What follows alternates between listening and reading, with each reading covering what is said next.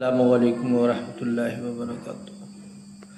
हक़ का रास्ता बहुत कठिन है। सच्चाई, ईमानदारी और अल्लाह रब्बुल इज़्ज़त की रज़ा के लिए हक़ बात बोलना ऐसा है जैसे तलवार की धार पर अपने आप को रखना।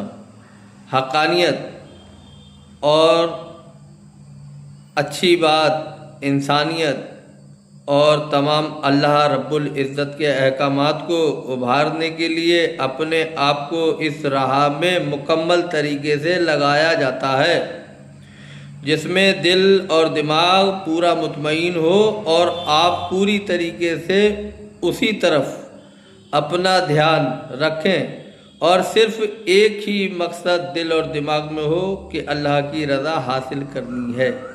उसके एवज़ मक्के की सरजमीन पर कभी नाना ने नबुव्वत का अपनी ऐलान करते हुए और हक़ का परचम कायम किया तो वहाँ के मुशरिकीन मक्का ने आप पर वो तशद्दुद और वो मुश्किलें आपने झेली कि आपने पहली हिजरत के लिए हबशा के बादशाह की तरफ रुख करवाया। तमाम आपके जो करीबी और अज़ीज़ ईमान लाने वाले आपके बेहतरीन सहाबी हज़रत जाफ़र बिन तैयार रज़ी अल्लाह ताला अन्हु की क़यादत में हिजरत कराई। हक़ पर कायम रहो, अपना ईमान को बचाओ और ऐसा ना हो कि ज़ोर जबरन ताकत के बल पर कहीं ये लोग आपको अपनी तरफ लौटाने पर मजबूर कर दें। तो नबी सल्लल्लाहु अलैहि वसल्लम ने हुक्म दिया, जाइए हबशा के बादशाह की तरफ हिजरत कीजिए। सूरह मरियम कुरान पाक में अल्लाह रब्बुल इज़्ज़त ने नाजिल कर दी थी और जब जाफ़र बिन तैयार रज़ी अल्लाह ताला अन्हु हबशा के बादशाह के पास मुल्क पहुँचे और बादशाह को आपने सब कैफियत बयान की तो सूरह मरियम में ईसा अलैहिस्सलाम और हज़रत मरियम अलैहिस्सलाम की तारीफ़ों को सुनकर वो झूम उठा और उसने आपके काफ़िले को, जाफ़र बिन तैयार रज़ी अल्लाह ताला अन्हु के साथियों को और काफ़िले को पनाह दी और इज़्ज़त से नवाजा। हालांकि इनके पीछे से एक काफ़िला गया था, वो बादशाह को गुमराह करने की पूरी कोशिश करता रहा, पर अल्लाह रब्बुल इज़्ज़त ने सच्चाई सदाकत में जान डाली है। उस जान के एवज़ पहचान मिली, क्योंकि वो बादशाह नज्जाशी जो था हबशा का बादशाह, वो ईसाई था और ईसा अलैहिस्सलाम और मरियम अलैहिस्सलाम की तारीफ़ों को सुनकर उसके दिल और दिमाग में इनके लिए अल्लाह ने मोहब्बत डाल दी और ये कल्ब दिल से मेहमानवादी के बतौर अपना ईमान को मुकम्मल तरीके से बचाए। तो जहाँ पर जुल्म और जबर हो वहाँ से हिजरत करना ही अफजल है, बेहतर है। जब बात जान पर और ईमान पर आ जाए तब हिजरत बेहतर है। तो ईमान पर और जान पर जब बनाई, अल्लाह के रसूल नबी सल्लल्लाहु अलैहि वसल्लम मक्के में तशरीफ़ थे तब आपने हिजरत की। उससे पहले आप ताइफ के सफ़र को गए और शोबे अबी तालिब में आपने कैसे कैसे वक्त 3 साल का गुजारा, तिजारत और आपका खाना पीना और आपका रहना सब दुश्वार कर दिया। उसके बावजूद भी अल्लाह रब्बुल इज़्ज़त की रहमतों के ज़रिए अल्लाह के रसूल नबी सल्लल्लाहु अलैहि वसल्लम के पास एक मज़बूत मुकम्मल जमात तैयार हो गई और उस मज़बूत और मुकम्मल जमात को तैयार करने में कुरान मजीद जैसे जैसे नाजिल होता रहा वैसे ही वैसे उनके कल्ब ज़िंदा होते रहे और उनके दिल दिमागों में अल्लाह रब्बुल इज़्ज़त का अहकाम पैवस्त होते रहे। तो आज के वक्त में भी जो जान ईमान में, कल्ब में और आपकी ज़िंदगी में जो नया बदलाव आने की ताकत अगर है, जुस्तजू है, कुरान रखो, कुरान का इल्म सीखो। कुरान अल्लाह रब्बुल इज़्ज़त ने हिदायत के वास्ते पूरी ज़िंदगी का डायरेक्शन इसमें रखा है। हर बंदा हर तरीके से अपने डायरेक्शन को चुनने के लिए इस कुरान पाक का मुताला करे और इसमें हक, सदाकत, अमानत और मोहब्बत सब कुछ अल्लाह रब्बुल इज़्ज़त ने रख दिया है। तो वो जो नबी सल्लल्लाहु अलैहि वसल्लम पर वक्त आया और आपने जब जान और माल की हालात और ईमान पर जबरन मजबूर करने के हालात पैदा हुए, आपने हिजरत की और मदीने शरीफ हिजरत की। और उसके 60 साल बाद 60 हिजरी में अंदाज लगाओ, जो 60 साल पहले अल्लाह के रसूल ने हिजरत की थी मदीने शरीफ, तो मदीने के अंसार कबीला इतना जानिसार, इतना आपकी दौलत, शोहरत, इज्जत, जान माल सब आप पर निछावर। और एक वक्त ऐसा आया कि आपके ही नवासों को मदीने से हिजरत करनी पड़ी। आपके ही नवासों को मदीने से हिजरत करनी पड़ी। 60 साल में इतना सब कुछ बदल गया। आप ज़रा यहाँ जहन लगाएं, ये दुनिया जो अपनी तरफ मुतासिर करती है और जो दुनिया की खूबसूरती जो आदमी को लुभा के और तमाम तर जो वसाइल हैं उनकी तरफ दिमाग को रुजू करके आखिरत के बारे में ना सोचते हुए दुनिया के मालो मता में इतनी मस्त हो जाती है। अंदाज लगाएं आप, जो आपके नाना ने मदीने शरीफ को, मस्जिद नबवी को और तमाम मदीने को भी हरम करार दिया है अल्लाह के रसूल नबी सल्लल्लाहु अलैहि वसल्लम। अमन की जगह है। जैसे अल्लाह रब्बुल इज़्ज़त ने इब्राहीम अलैहिस्सलाम की दुआओं को सुना और मक्के शरीफ को अमन करार दिया, और वो भी दुआओं का मकबूल ज़ख़ीरा जगह है, लेकिन उसका मकाम अफ़ज़ल व आला है। लेकिन अल्लाह के रसूल नबी सल्लल्लाहु अलैहि वसल्लम की दुआओं का अवध मदीने शरीफ की रहमतों का भी निराला मकाम है। और 60 साल में ये हालात हो गए कि आपके नवासों को हिजरत करनी पड़ी।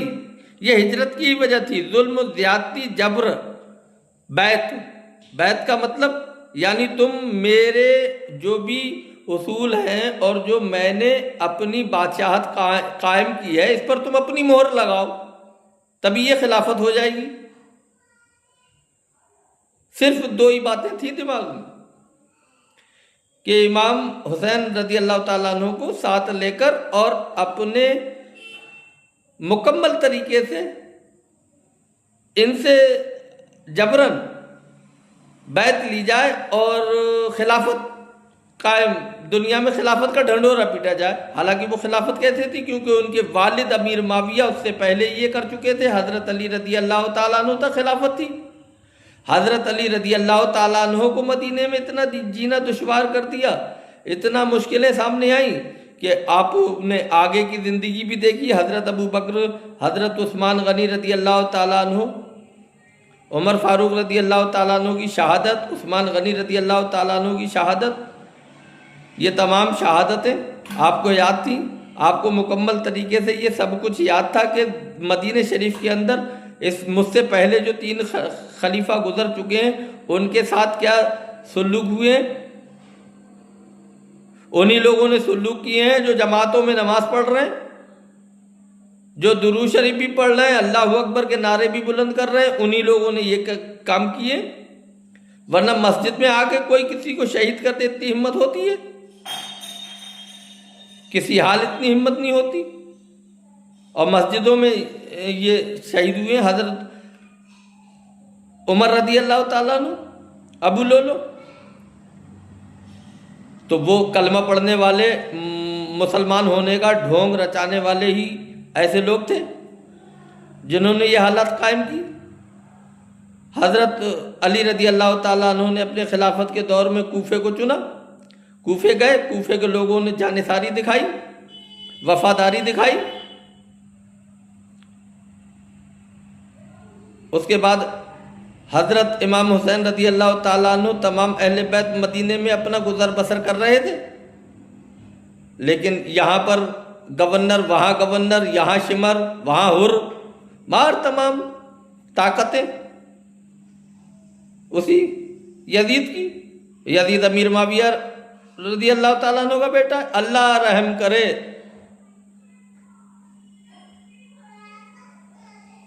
अल्लाह के रसूल नबी सल्लल्लाहु अलैहि वसल्लम के साले हैं अमीर माविया, अबू सुफियान जुज़र हैं, अमीर माविया का बेटा है यजीद। अब अंदाज लगाओ, सब करीब सिर्फ दुनिया को हासिल करने के लिए जबरन बादशाह, खलीफा, खिलाफत तो गई, वो 30 साल में चारों खलीफा गुजरे। फिर हज़रत हसन ने सुलह कराई। हज़रत हसन ने सुलह कराने के बाद देखा खून खराबा होगा, आपने खिलाफत छोड़ दी। हज़रत हुसैन रज़ी अल्लाह ताला अन्हु ने सब्र कर लिया और जबरन बादशाहत कायम कर ली। तो जुल्म ज़्यादती का जब असर और परवरिश सोहबत तो वो इधर पड़ा। अमीर माविया का बेटा यजीद तैयार हुआ, उसको 1 मिनट 1 लम्हा ये खौफ ही नहीं रहा। उसने ऐसे ऐसे कमांडर, पुलिस, अपने फौज के गवर्नरों को, तुम वहाँ जाओ, मुल्क शाम जाओ, तुम मदीना जाओ, तुम ये करो, तुम ये करो। मक्के की सरजमी पर भी यही हाल हुआ। जब मदीने शरीफ में जबरन बैत के लिए कोशिशें की जाने लगी तो आप अपने मुकम्मल ईमान को बचाने के लिए वहाँ से हटे और याद आया कूफे के लोगों की मेरे वालिद के साथ में क्या कुर्बानियाँ रही हैं। और फिर कूफे के लोगों ने आपको खतूत भी लिखे और फिर कूफे में आपके बचपन के यार थे, दोस्त, जिनकी आपको बहुत याद सताती थी, उनको भी ख़त लिखा। फिर आपने हज़रत मुस्लिम बिन अकील रज़ी अल्लाह ताला अन्हु को वहाँ की लोकेशन लेने के लिए, मुहासबा करने के लिए आपको वहाँ भेजा। वहाँ से वो भी आपका मुहासबा करने के बाद एक खतूत लेके कासिद आया, आपको बताया आपका रास्ता साफ था, आप कुछ वक्त मदीने से हिजरत करके मक्के शरीफ में रुके। फिर वहाँ से 60 साल के अंदर ये हालात कदम ब कदम काफिले घेरते चले गए और जबरन अपनी बात को मनवाने के लिए इस हद तक वो लोग गिरे जो अज़ानें देते, नमाजें पढ़ते, कलमा पढ़ते, अल्लाह के रसूल की उम्मत में होने का दावा करते।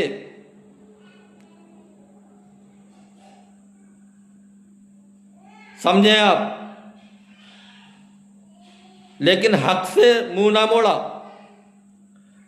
ये पैगाम दिया है हज़रत हुसैन रज़ी अल्लाह ताला अन्हु ने। कभी आपने सोचा कि करबला में लड़ने के लिए दूध पीते बच्चे जाएंगे, औरतें जाएंगी? आप सफ़र के लिए जा रहे थे, ताज़ियत के लिए जा रहे थे। कूफे में आपको बड़ा इज्जत व एहतराम के साथ खतूत लिख के आपका मुहासबा करके पता लग गया था आपको वहाँ मेहमान नवाजी बतौर जाना है। और आपके ख़ानदान, तमाम अहले बैत, तमाम साथी, हज़रत जाफ़र बिन तैयार रज़ी अल्लाह ताला अन्हु के बेटों के बेटे सब आपके ख़ानदानी थे और उनको वहाँ लेके जा रहे थे। उन लोगों के दिली हसरत थी कि हम जो है बैत करेंगे तमाम अहले बैत पर और हम हक का परचम लहराएंगे। उससे पहले ही रास्ते में घेराव, तमाम तर जगहों पर आपको रोका गया। फिर आपको उस सरजमीन पर रोका, आपने पूछा ये कौन सी जगह है? कहा ये करबला है। करबला यानी मुश्किल भरी ज़मीन। और ये सब वक्त के साथ हालात बदलते गए और ये अपने हक़ानियत पर कायम रहे। उन लोगों को जबरन जुल्म, ज़्यादती, ताकत और दौलत और शोहरत के घमंड ने इतना अंधा कर दिया कि उन्होंने आपको आपके साथियों को शहीद किया कुल 60 साल के अंदर। तो आज तो कोई बड़ी बात नहीं है, 1400 साल हो गए, मोमिन मुनाफिकत पर आ गया। एक एक बंदा 4-4 चेहरे लिए घूमता है, उसके मुंह पर उसकी बात, उसके मुंह पर उसकी बात, और जहां जबरन ताकत देगी वहां झुक जाना। और जो ना कहलवा पाए दुनिया के लोग, वो आज के हालात में लोग अपने दिल और दिमागों को कमतर समझ के कहां कहां नहीं झुक रहे हैं। ईमान की ताकत हमें ये सिखाती है कि सर कलम हो, दुनिया का मालो मता लुट जाए, खुद शहीद हो जाओ, हक के रास्ते पर जो भी कुछ हमें मैसर हुआ है उससे ना मुड़ो। अपने आप को समझो, बस यही ईमान है। हक के रास्ते पर चलो।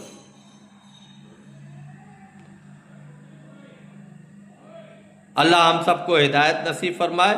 मैं सोच रहा था पूरी तफसीर से पूरा वाकया बयान करूंगा इंशाअल्लाह ताला। अगर आप सुनना चाहते हैं कमेंट बॉक्स में ज़रूर बताएं, लेकिन 20 से 22 मिनट की 10 वीडियो रिकॉर्ड करानी पड़ेंगी। फ़िलहाल आप इसको सुनकर मेरी हौसला अफजाई करें तो मैं इंशाअल्लाह आगे को करबला के मैदान पर, सफ़र पर, हालात पर और पूरे मुकम्मल तफसीर बयान इंशाअल्लाह पेश करूँगा। मुझे इजाज़त दें। अस्सलामु अलैकुम।